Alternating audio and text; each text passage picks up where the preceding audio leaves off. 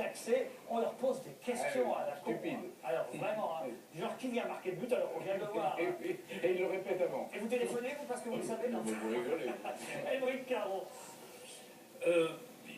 J'ai trouvé des choses qui m'ont aussi amusé, fait sourire, que j'ai trouvé. Fait sourire, c'est à cause du chat. Hein.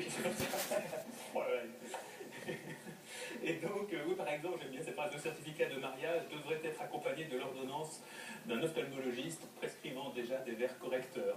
Voilà, des choses comme ça. Il y a de très jolies phrases. Il y en a d'autres qui sont plus des réflexions dont je ne vois pas forcément l'intérêt philosophique immédiat, qui sont des petites réflexions comme ça, je trouve presque bien. Je trouve qu'il y a une ambiguïté, en tout cas dans votre rapport à Twitter, en tout cas quelque chose qui est assez original, qui vous est propre, mais qui est un peu marginal. C'est-à-dire qu'en effet, vous voyez ça comme un espace d'expression, où vous prenez votre temps, vous utilisez Twitter comme un écrivain. C'est-à-dire que j'ai remarqué que c'est plutôt le matin, entre 6h et 9h, vous posez devant votre ordinateur, et vous dialoguez d'ailleurs avec des gens qui peuvent vous répondre. Vous imposez souvent un thème d'ailleurs, ça peut être le cas, Il y a souvent un thème sur lequel vous allez décliner un certain nombre de choses.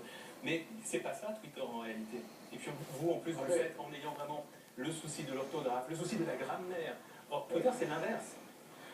Oui, mais justement, il faut peut-être qu'il y ait un peu plus de gens comme moi pour faire que Twitter... Ouais, il y en aura de moins en moins.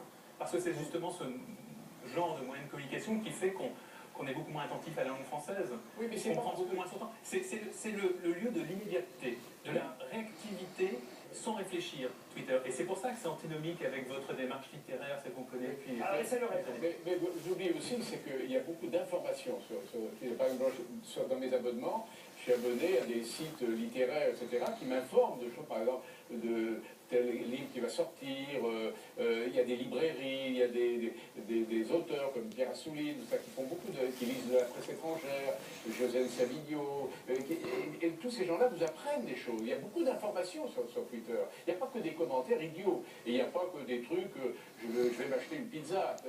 Non. Il suffit de pas s'abonner à tout le monde. C'est un espace qui est non maîtrisé. C'est-à-dire que c'est vrai que